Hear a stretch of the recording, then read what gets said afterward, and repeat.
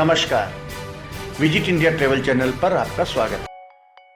राजस्थान के औद्योगिक नगर भीलवाड़ा के आजू बाजू में ऐसे अनेक दर्शनीय स्थल हैं जो धर्म प्रेमी और प्रकृति प्रेमियों को आकर्षित करते हैं, आनंदित करते हैं। ऐसा ही एक स्थान है हाथीभाटा आश्रम। मंगलपुरा ग्राम की सरहद में स्थित यह आश्रम यूं तो चट्टानी पहाड़ियों के मध्य स्थित है, लेकिन यहाँ निवास करने वाले महंत श्री संतदास जी की पहल और प्रयास का ही प्रतिफल है कि कल तक जो जगह वीरान और बंजर सी लगती थी वह अब गुलचमन हो रही है। महंत जी ने इस स्थान के विकास का बीड़ा उठाया, जिसे पूरा करने के लिए लोग जुड़ते गए और काम होता गया। नगर परिषद सीमा में होने के कारण परिषद भी यहाँ जनहित के विकास कार्यों को अंजाम दे रही है। प्रकृति की गोद में स्थित इस आश्रम को फलता फूलता और विकसित होता देखकर मन हर्षित हो उठता है।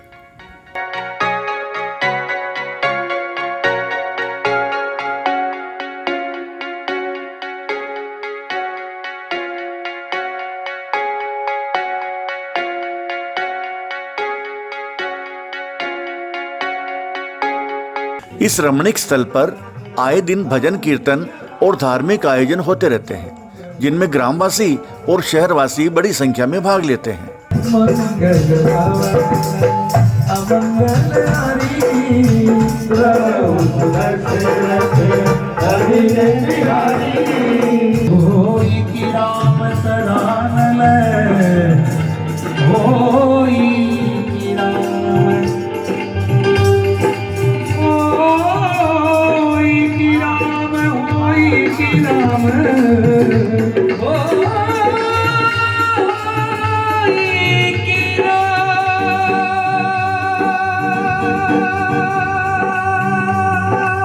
सम्मान समारोह, पहले सत्संग हुआ, उसके बाद सम्मान समारोह, और एक ही कुंभ राशि में चल रहा सारा काम।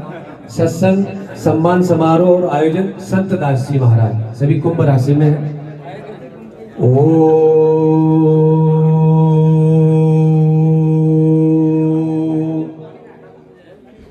लोकामिरामम्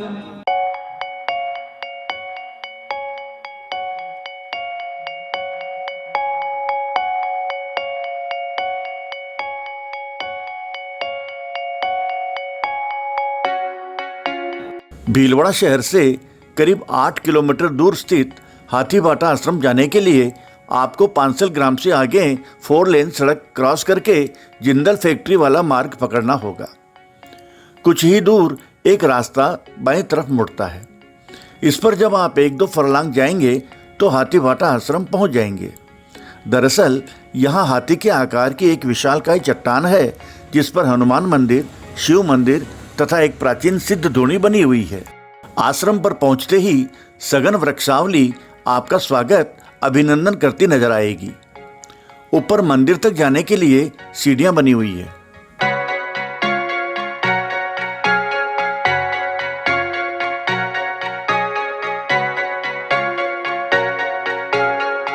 प्राणी मात्र का हित हो, जैसे हम लोग कहते हैं सर्वे भवन्तु सुखिनः, तो वो सुखी कैसे हो उस दिशा में एक चलने का छोटा सा प्रयास मात्र है। पक्षी उद्यान, पक्षी आवास, पर्यावरण, गौ, विप्र, अतिथि, संस्कृति, इनका संवर्धन, संरक्षण हम एक करने का प्रयास मात्र करते हैं। और साधु के लिए कहा गया है कि साधु परमार्थ के स्वरूप होते हैं। परमार्थ के कारणे साधु धरा शरीर, सर्वभूत हिते रता, सारे प्राणी के कल्याण के लिए। और एक और परिभाषा कहे, साधयति पर कार्येषु सा साधु, जो दूसरे के कार्य में सहयोग करे, सहायता करे, वो साधु। तो इसी क्रम में यहाँ बिल्कुल खांडव प्रस्थ जैसा जंगल था, तो इसको जैसी जैसी भगवत प्रेरणा हुई, हरि प्रेरणा हुई, मन में एक सद्भाव आया कि इस ढंग से करने हैं, तो वैसा कड़ी से कड़ी जुड़ती गई, लोगों ने सहयोग किया, एक अच्छे विचार का आदान प्रदान हुआ, सारे लोग जुड़ते गए और यहाँ तक का सफ़र लोगों के जन सहयोग से, जन सेवा से आगे चला। और भी ऐसे मन में सात्विक भाव आते हैं, पक्षियों के लिए क्या करना, जो प्राणी उपेक्षित हो रहे हैं उनके संदर्भ में सोचता कि हम क्या कर सकते हैं इनके लिए। प्राचीन स्थान है, इसका जीर्णोद्धार करना, एक नए स्थान बनाने से 100 गुना बहुगुणित माना गया, ऐसी शास्त्रीय परंपरा रही है। नए स्थान बनाने की अपेक्षा जो पुराने स्थान हैं उनका जीर्णोद्धार करना चाहिए। और व्यक्तिगत उपासना नहीं, मंदिर आश्रम, मंदिर अलग होता है, ये सार्वजनिक उपासना का केंद्र है कि व्यक्ति कोई भी बैठ करके और किसी भी जगह बैठ करके उसका मन सहज लग जाए। भगवान के अलावा इस क्षेत्र में, परिसर में आते ही ये महसूस करे नहीं ये आश्रम, तो आश्रम की प्रामाणिकता और सार्थकता।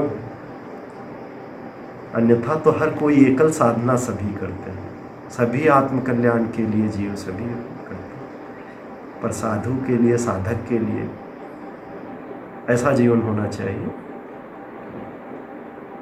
छोटे से छोटे प्राणी, जीव जंतु सारे सब।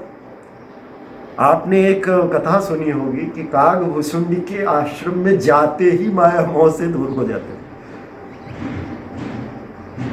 ऐसा नहीं कि वैभव का मैं विरोधी नहीं, आप ये अन्यथा न समझे, आधुनिकता का मैं विरोधी नहीं हूं क्योंकि मैं स्वयं ऐसा, पर आधुनिक के साथ प्राचीन का सामंजस्य अद्भुत है। ऐसा नहीं कि हम आधुनिकता के चकाचौंध में वो प्राचीनता खो जाए। आधुनिकता को वहाँ तक अपनाएंगे जहाँ तक हमारे प्राचीन मूल्यों को साथ ले चल सकें।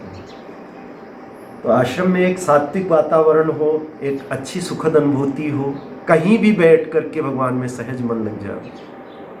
और ये प्रकृति है, इसको देख करके हम देखना, इसको देखते हैं कि ये पहाड़ किसके हैं, ये नदियाँ किसके, झरने किसके। शहर में तो हम कहते हैं ये गुप्ता जी के, वर्मा जी के, शर्मा जी के है ये, पर यहाँ सारा भगवान का दिखाई पड़ा, क्योंकि प्रकृति के जितना हम नज़दीक होंगे उतना भगवान के नज़दीक है। तो इन्हीं के इनको हम बना तो नहीं सकते, हमने तो बनाया नहीं, पर इनका जो बिखरे हुए पड़े थे, कहीं पत्थर भी मेरे को दिखता है तो उसको मैं सोचता हूँ कि नहीं ये देखो प्रकृति के किस कालांतर से यहाँ पड़ा हुआ, तो उसमें भी मुझे अच्छा लगता है। ऐसा नहीं है कि ये ठोकर दिखता हो। तो दृष्टि अपनी हो, दृष्टि सकारात्मक हो, सही हो।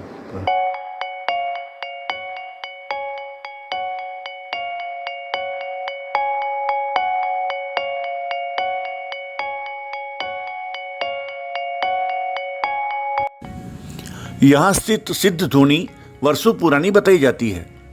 कभी यहाँ संत प्रेमदास जी रहते थे, जिनकी कुटिया भी बनी हुई है।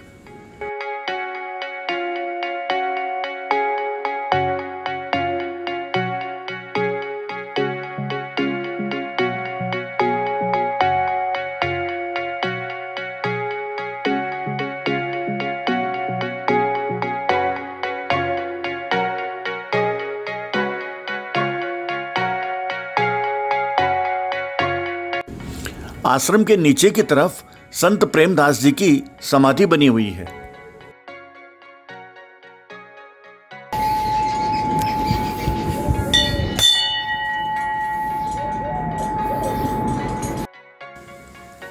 धूनी के पास ही शिव मंदिर है, जिसमें बड़ा सा शिवलिंग स्थापित है तथा शिव परिवार की प्रतिमाएं हैं। यहां आप भगवान भोलेनाथ के दर्शन पूजन कर सकते हैं।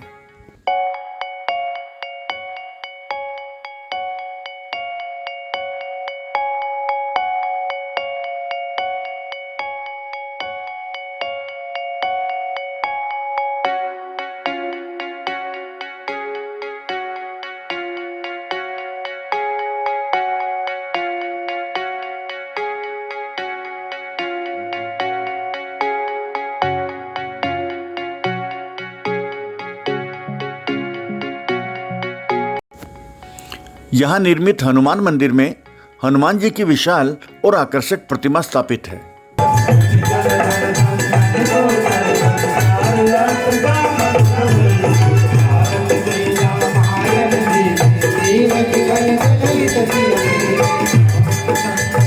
भगवान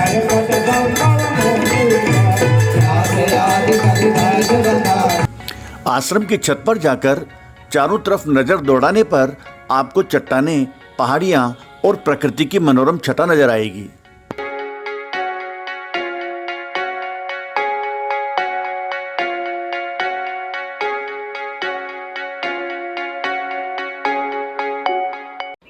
मैं पंडित अशोक व्यास भीलवाड़ा से कुछ दूरी पर स्थित हाथीबाटा आश्रम से बोल रहा हूँ। मैं यहाँ की रमणीक स्थली अपने आप में लोगों को आकर्षित कर रही है।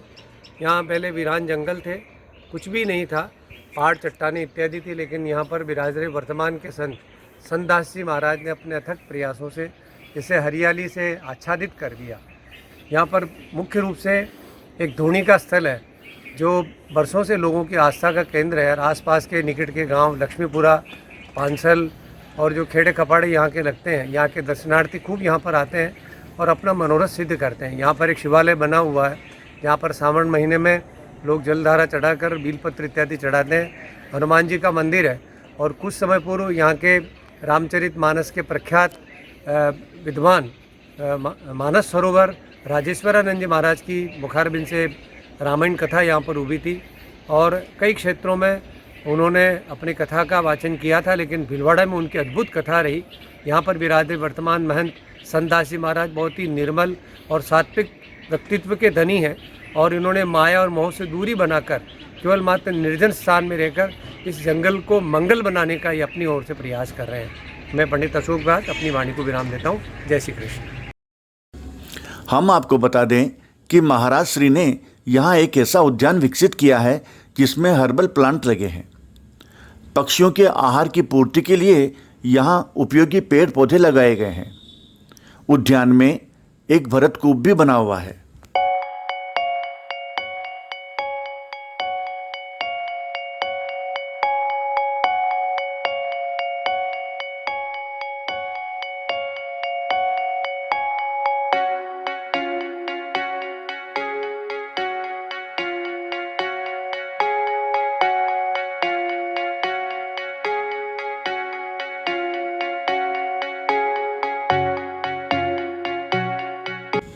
आश्रम के सामने वाली पहाड़ी को हरा भरा बनाने के लिए प्लांटेशन किया गया है।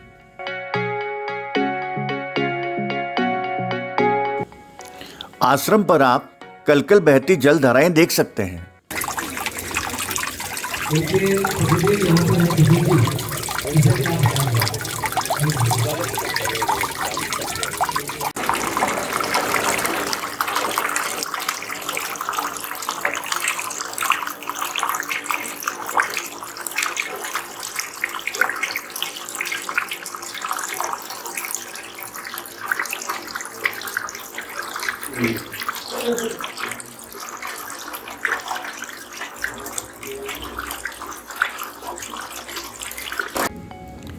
यहाँ आप एक के बाद एक दूसरे से जुड़े हुए हरे भरे बगीचों में विचरण कर सकते हैं और शांत एकांत मनोरम माहौल में सुकून भरे कुछ पल बिता सकते हैं।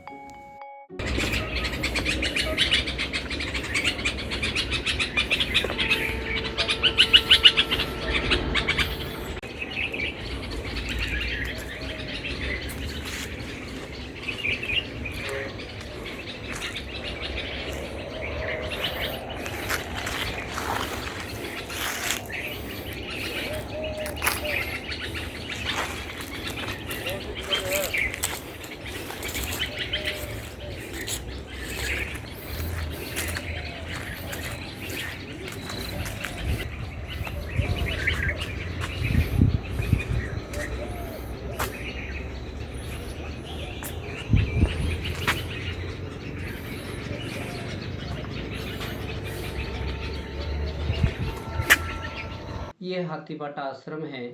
यह स्थान चारों तरफ पहाड़ियों से घिरा हुआ है। यहाँ अनेक प्रकार के औषधीय पौधे लगे हुए हैं और यहाँ पर एक मंदिर जो है वो अति प्राचीन है। यहाँ पर लोगों का आना जाना हमेशा बना रहता है। चारों तरफ पहाड़ी क्षेत्र होने से इस स्थान की रौनक और भी बढ़ गई है। यहाँ के संत श्री संत दास जी जो आसपास के गांव वालों के सहयोग से इन पहाड़ी क्षेत्रों में जो भी अनुपयोगी पौधे हैं उनको हटवा करके फूल फल और पत्तीदार पौधे लगवा रहे हैं और बहुत ही अच्छी हरियाली हो चुकी है। ये स्थान भीलवाड़ा के लिए एक पर्यटन स्थल के रूप में उभर करके आएगा। यहाँ के संत श्री का पहाड़ी पर यहाँ भारत माता का स्टेचू लगाने का संकल्प है और वो अति शीघ्र पूर्ण होने वाला है। हम आपको बता दें कि जिले के कारोई ग्राम में महंत बाबू गिरी जी महाराज ने सांवरिया मंदिर में लेटे हुए हनुमान जी की जो प्रतिमा स्थापित की है, वह प्रतिमा पहले इसी हाथीभाटा आश्रम में रखी हुई थी। यहीं से उसे वहां शिफ्ट किया गया है। प्रसिद्ध कथावाचक स्वामी राजेश्वरानंद सरस्वती ने इसी स्थान पर राम कथा की थी, जिसका हजारों धर्म प्रेमी सज्जनों ने लाभ उठाया। कथा आयोजन के बाद इस स्थान की पहचान और बढ़ती चली गई। तो आप भी एक बार हाथीभाटा आश्रम जरूर आइए और प्रकृति के बीच आनंद भरे कुछ पल बिताइए।